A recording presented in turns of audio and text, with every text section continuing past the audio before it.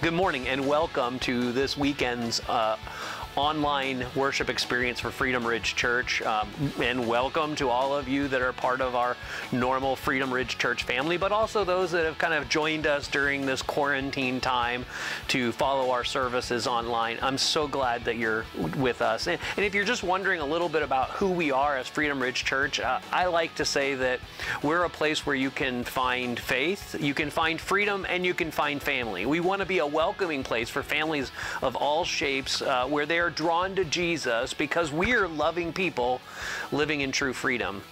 And if you ever want to know anything more about us as a church, we invite you to look at our website at freedomridge.net. You can also go there to find this message along with other resources for our weekend service. Our online children's service provided by lifechurch.tv is on there as well. And if you want to worship through giving, you can go online, and on our website at freedomridge.net you can give online or mail in the check to the church, and the address is there on the website as well. So I'm so glad you're here with us this morning, and I hope that you're ready to hear from God and hear a message that I think is really essential for our time and for this place.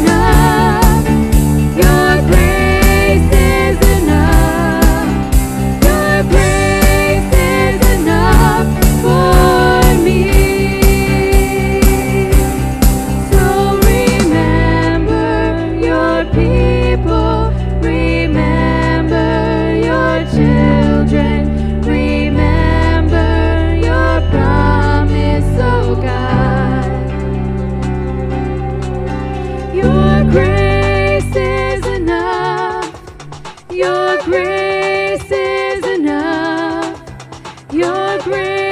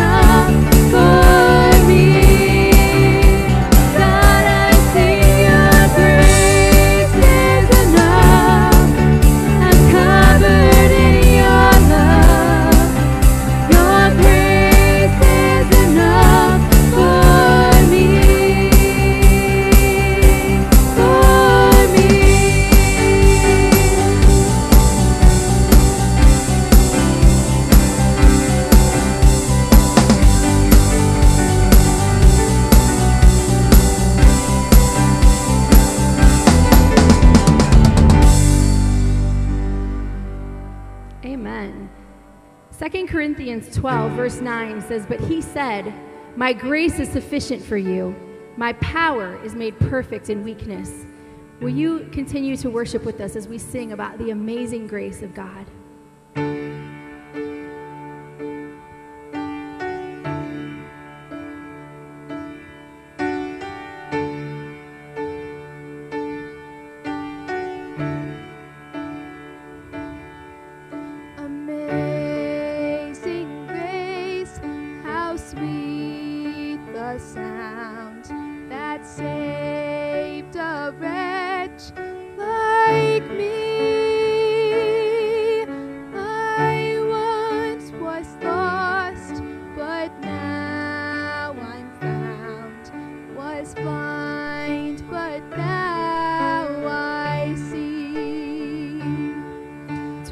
Grace that taught my heart to fear, and grace my fears relieved.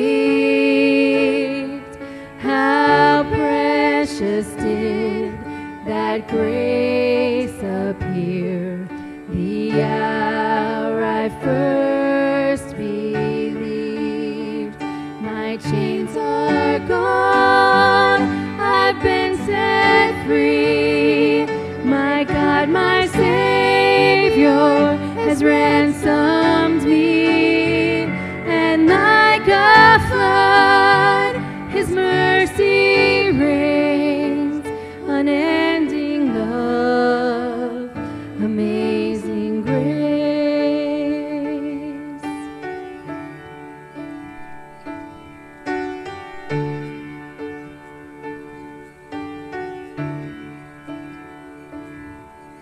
The Lord has promised good to me. His word my hope secures. He will my shield and portion be as long as life endures. My chains are gone, I've been set free. My God, my Savior has ransomed me. And like a flood, His mercy reigns. Unending love, amazing grace. My chains are gone, I've been set free.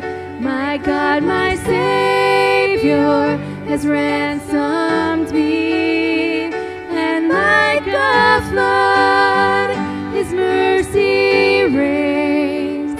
Unending love, amazing grace.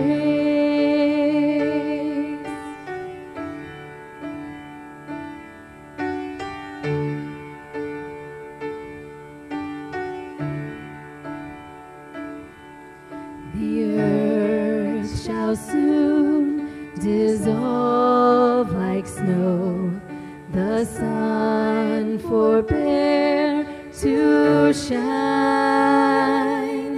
But God who called me here below will be forever mine. Will be forever mine. You are forever mine. Father God, we are so thankful for your amazing grace, for your love, for the way that you take care of us and provide for us. Thank you, Lord. Thank you for your provisions. Thank you that we can come to you with whatever's going on in our life. And we know that you always walk beside us, that you always care for us, that you're always right there. We just love you and we thank you so much. In Jesus' name, amen.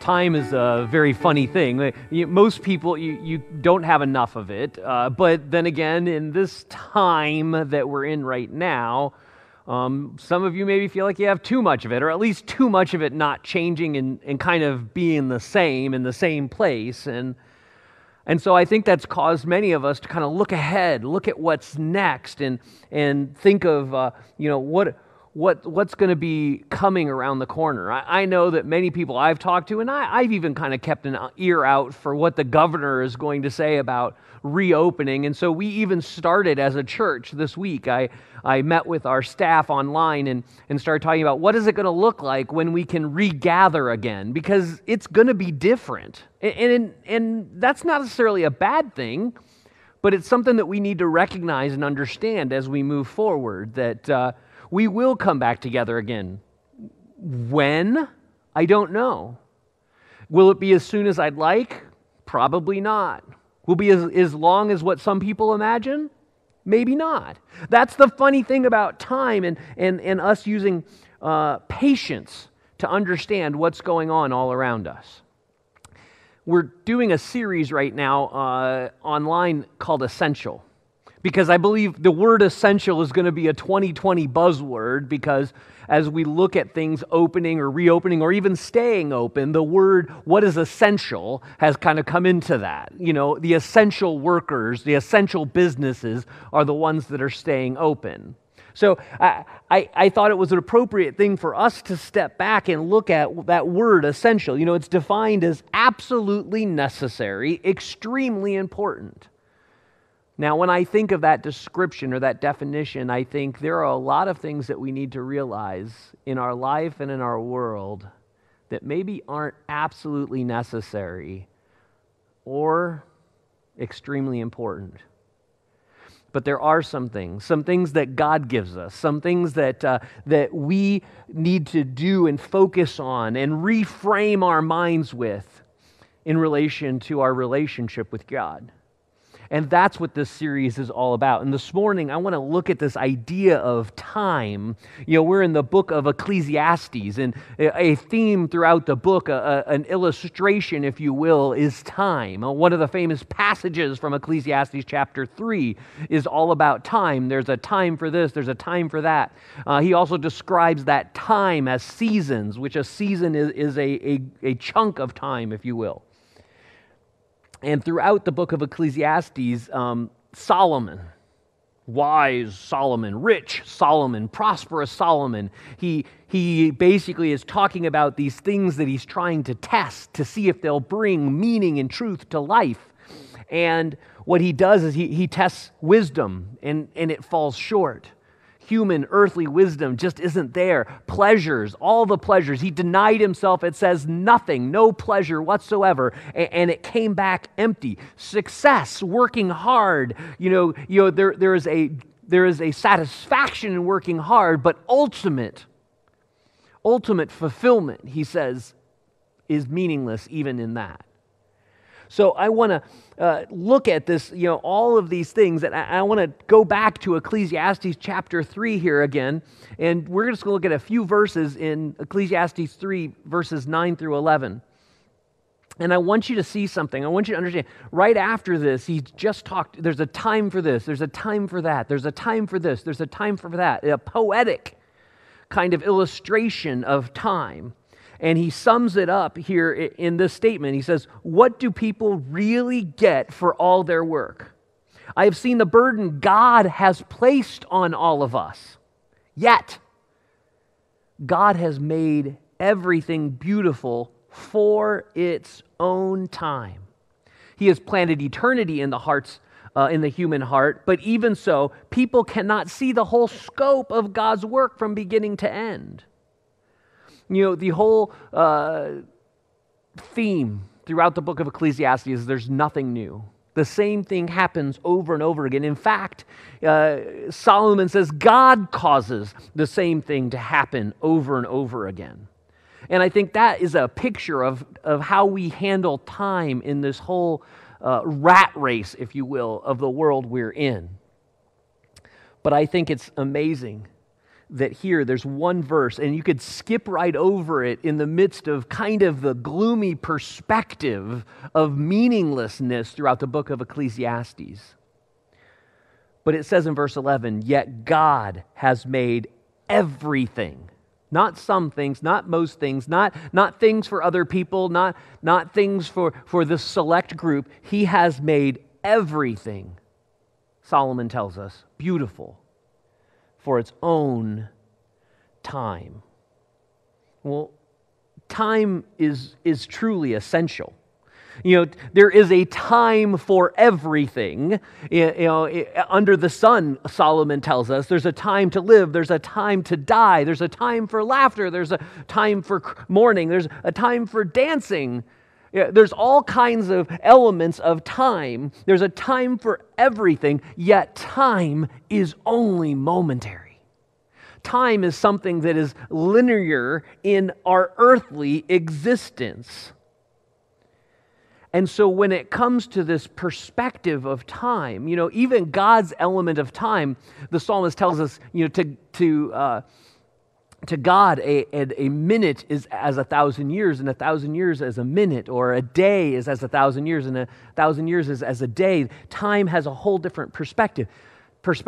And so I think we need to understand a patient prospective is essential when we're talking about time. And a patient prospective. Now, not perspective. There's a difference. A prospective versus perspective. Prospective is looking forward, is looking ahead, where perspective is something that implies more of a thoroughly or complete. We could have a complete perspective of time, but ultimately we can't have that. I don't think we can understand that. I don't understand how a day is as 1,000 years and 1,000 years is a day to God. I don't get that.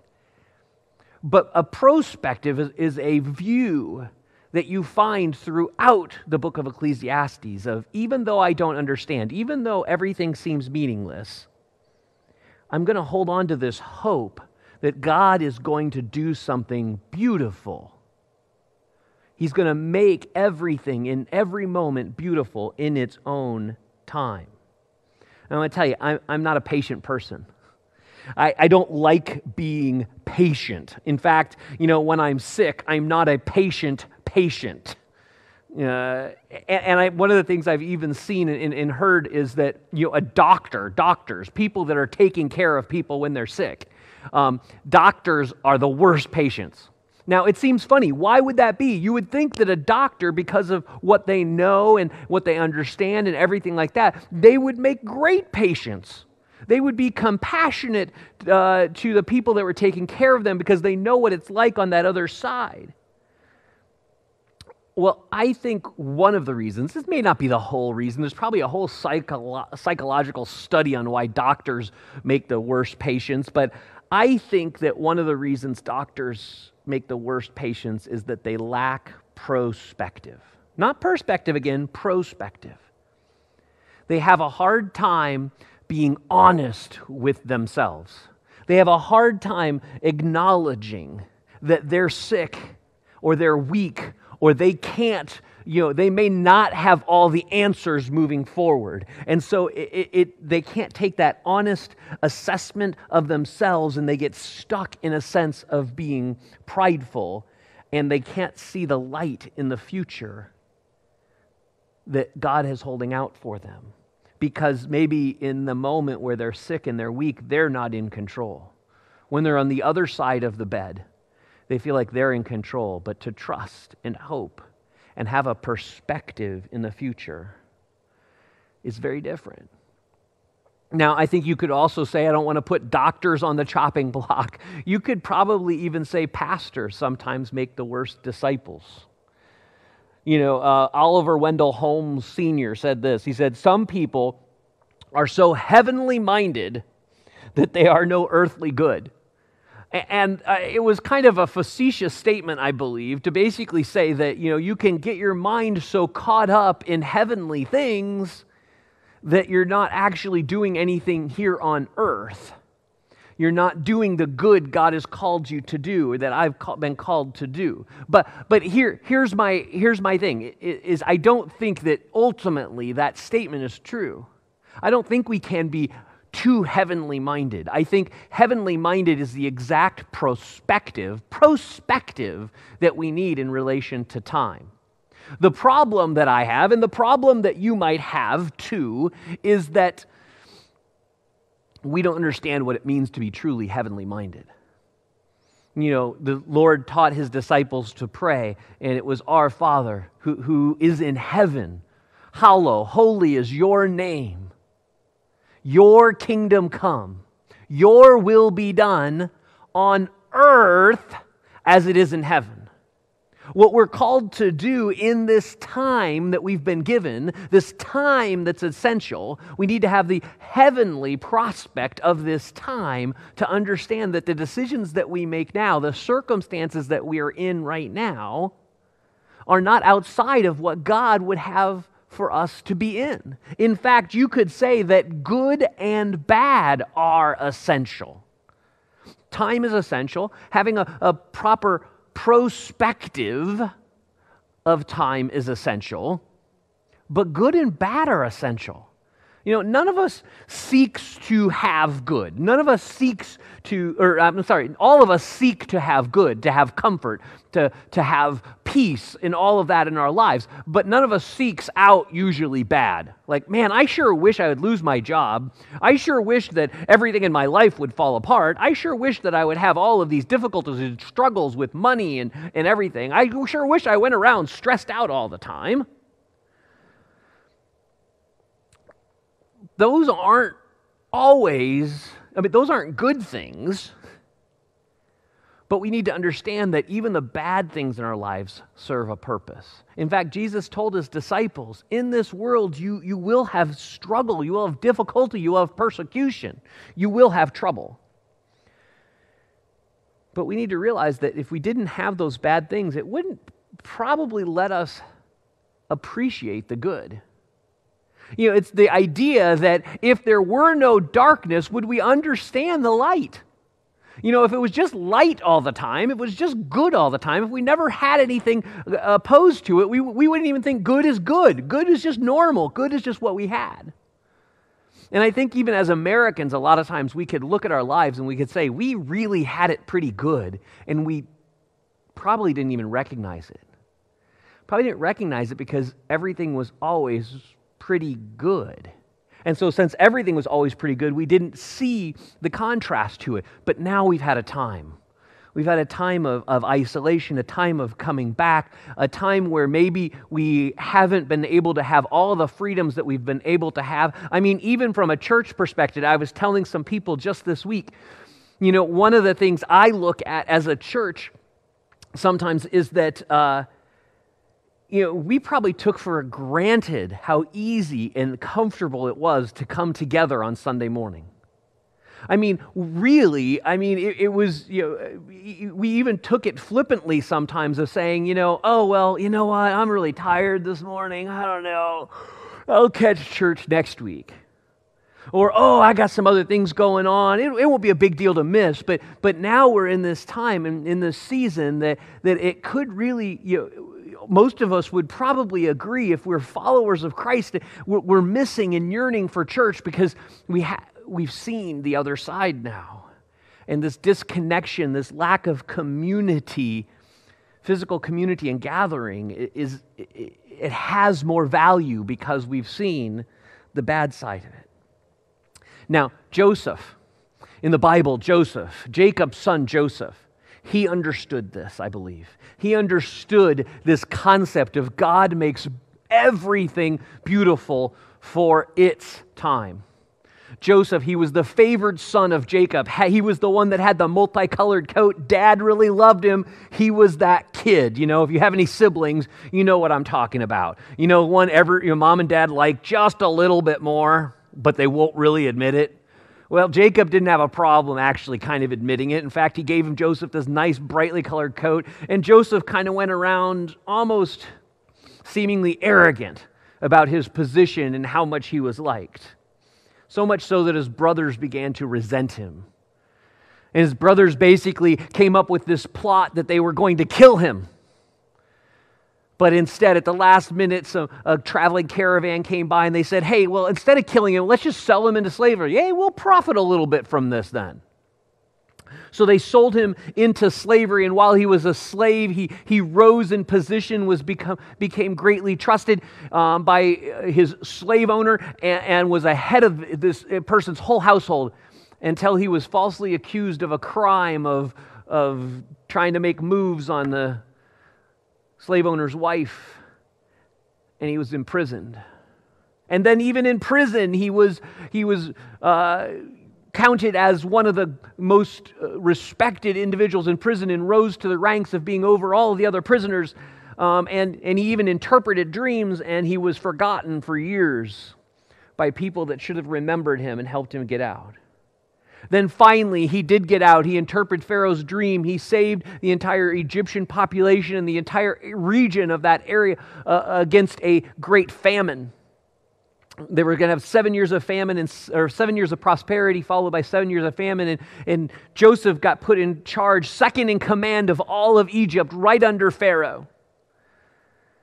And then when the famine hit, his brothers and his father's whole family was starving. And they came to Egypt to beg for help, and they ended up having to come before Joseph, and they didn't even know it was Joseph, and the whole thing transpired. But then in the end, when Joseph had full ability to take revenge on his brothers for everything he had done for him, this is what Joseph says: God sent me ahead of you to keep you and your families alive and to preserve many survivors. Genesis 45:7. In the midst of all of the hardship, in the midst of all of the difficulties, in the midst of all of the struggles, Joseph understood that the good and the bad were both from God, that God did it for a purpose. We need to let all God gives to us be a gift and not a distraction. Even in this time, in this season, in what we're living in right now, in our circumstances of not being as free to move around and do things, not to watch baseball games and basketball tournaments and everything like that, we need to understand,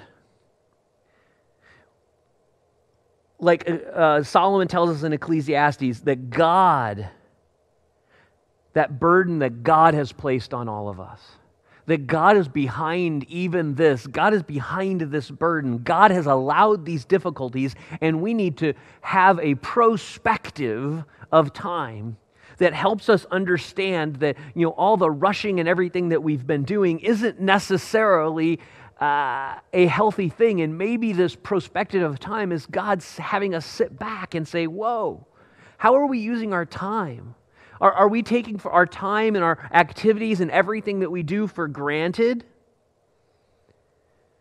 And realize that, just as James tells us, that we can consider it pure joy when we face trials of many kinds, because it is the persevering of our faith that we're looking for. It's the maturing and the completing of our faith. Jim Elliot, he was a missionary and martyr. He was killed for his faith. And obviously a martyr can't say this after they're dead, but he had this famous quote that I think sums up this essence of what time should be. He says, "He is no fool who gives what he cannot keep to gain what he cannot lose." He is no fool who gives what he cannot keep to gain what he cannot lose. That's having a perspective, a heavenly perspective, a perspective that the things that we're giving up, the things that we're doing, the things that we maybe don't feel like are pleasant for us right now, can serve some heavenly good, can serve some good of bringing God's will to fruition here on earth as it is in heaven. So what? Regathering as a church is going to be a reality. We will come back together again. We will meet in the seats that I'm staring at right now that are around us and empty. But when we come back together, it shouldn't be the same. It shouldn't be going back to the way it was. God has given us a gift, and we need to stop, and we need to ask, and we need to learn, and we need to grow from everything that is going on, because God, I believe, is using these circumstances to make everything beautiful for its own time. So, if we need to do that as a church, as a group of believers, as an entity here, that won't happen unless we do it inside of ourselves. That won't work unless we actually ask and look inside of ourselves and we ask the same question: how should we be looking different?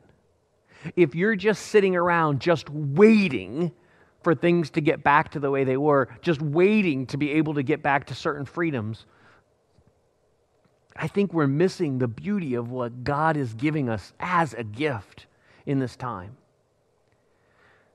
We should be asking ourselves, how should we look different? Should we be developing new and different habits because we're out of our regular routine? Should we be taking the initiative to use our time differently? I know one of the things for me is I've been reading a lot more. I mean, I'm not a great reader. I'm a slow reader, but I'll tell you, I've been getting through books and everything like that because I've just had more kind of downtime where I haven't had this need of go, go, go all the time, because just where can I go? Everything's closed. So, do we need to be looking at our time differently? Do we need to be looking at our money differently? Things might be a little tight. For some people, it might even be a little tighter than others. There's going to be a real disparity probably of who's working and how much they're working and everything moving forward in this. And maybe there's an opportunity that we need to be thinking about. How should we be generous coming out of this time or in this time? How should our relationships look different? Maybe you're getting to know your family a little bit better than what you had previously. And how can you build that? How can you not get back to just where we're just going through the motions and passing each other by? God will make all things beautiful in its own time. And I hope we're stopping. I hope we're trusting that what you have in front of you, what you're dealing with right now, is what God has put in front of you. It is a gift to use, to enjoy the good and the bad of it. So right now, I want to ask you, stop. Ask the question. Ask God, what do you want me to learn? How do you want me to be different? How do you want me to be changed and transformed? How do you want me to grow to be more like Jesus? How do you want me to lean more on my faith and trust in you and not on the things of this world that have held me up for so long? How can I live by the Spirit of the living God and not by the circumstances of my life, my relationships with my family, my job, my money, my possessions? How can I live by the Spirit of the living God and make and understand that is the most essential thing that I can do? Living every day with a zest and a zeal, no matter how difficult it is. Living every day with a joy and a prospective, a looking forward that there is something beautiful that's coming out of this. Solomon in Ecclesiastes 12:6 says this. He says, "Yes, remember the Creator now while you are young, before the silver cord of life snaps and the golden bowl is broken." It's a poetic picture, but I think this, remember your Creator now while you're young, it's like remember that youth, remember that energy, remember that exuberance in which you came at life in. Solomon's writing this as an old man. He's writing this looking back over how he has let himself become disgruntled with everything around him that he thought had brought joy and excitement. But he's saying, live life with a joy and excitement no matter what's going on. And then I pray and I hope that before we move past all of this that's going on, that we reflect on what God did and what God is doing in and through us. Will you pray with me?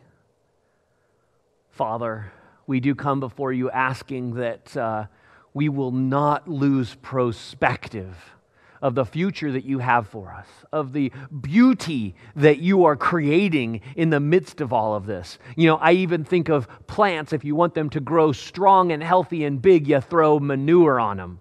You throw poop on them. And that is not necessarily a pleasant thought or thing. But sometimes we need to be fertilized, or we need to have branches trimmed off, or we need to be weeded out of some of the things that are choking what you're trying to grow in us. And I pray that maybe in this time, in this season, that that's what you're doing. I pray for all of us that we are willing to stop and ask the question, God, what do you want me to learn? What do you want me to take away from all of this? That's what's essential. When we reopen, when we regather, when things start getting back to normal, whatever that is less essential than what you're doing to make all things beautiful. And Lord, right now, I think about the people that maybe are outside or unsure of their relationship and everything with you, because that's the hinge, that's the center point of all of this. And I just want to pray for them. If you are somebody that maybe is feeling drawn by God right now to start a relationship with Him, all you have to do is just pray these words of, Lord God, sorry for my disobedience and turning away, my sin. Help me turn to you and live for the risen Lord Jesus, trusting completely in Him. I pray in Jesus' name. Amen. In His time,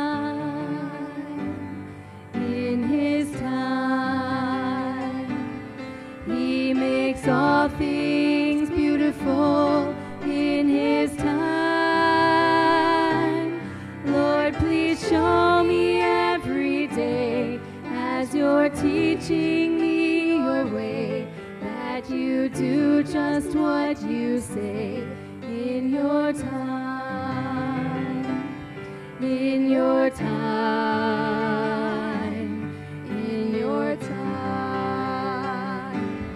You make all things beautiful in your time. Lord, my life to you I bring. May each song I have to sing be to you a lovely thing in your time.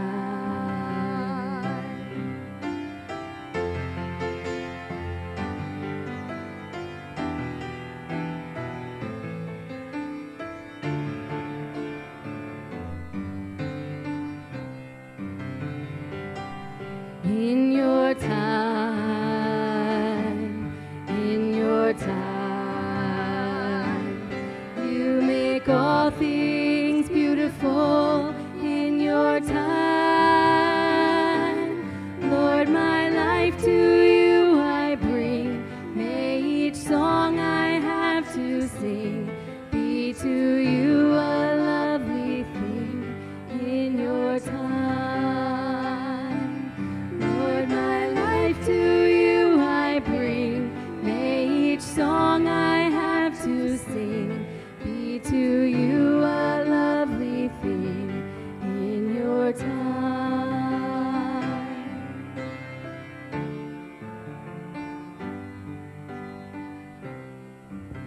I want to thank you for joining us this morning. And, and if you did pray that prayer earlier with me, we'd love to hear about it, because we'd love to help you in your journey. Even though we're not together as a family, we're still a family under God. It's what He tells us, that you are the part of the family of God when you accept and bring Jesus into your life and into your heart. So if you go to our website at freedomridge.net, there's a link there to contact us, or go onto the page with this sermon on it on freedomridge.net, which is a link right from the front page. You can go and it says, I made a decision, or go to the contact page and just reach out to us and say, hey, I made a decision during the online service, and I would love to connect with you and maybe provide you some resources and encouragement through your time of just trying to find out what God may be doing to grow you and to establish you in faith. So thank you for joining us. We're going to come back here to Ecclesiastes, and we're going to talk about another part of this Ecclesiastes 3 passage next week, kind of talking about God has planted eternity in our hearts. What does that mean? That God's planted eternity in our hearts. It's going to tie into what we've been talking about, having the correct perspective of time that we've been talking about this week. So I encourage you, come back and join us next week again online here, and invite others to join you. Pass it along. We do a premiere on Sunday mornings on Facebook, or you can go to our website and watch it anytime. Maybe set up your own watch party on Facebook with some friends and have church together in your own way. Whatever it is, maybe this is an opportunity for you to reach out and do something new and different that you normally don't do, and invite somebody to church. God bless you. Have an awesome, awesome, awesome week, and we'll see you next time.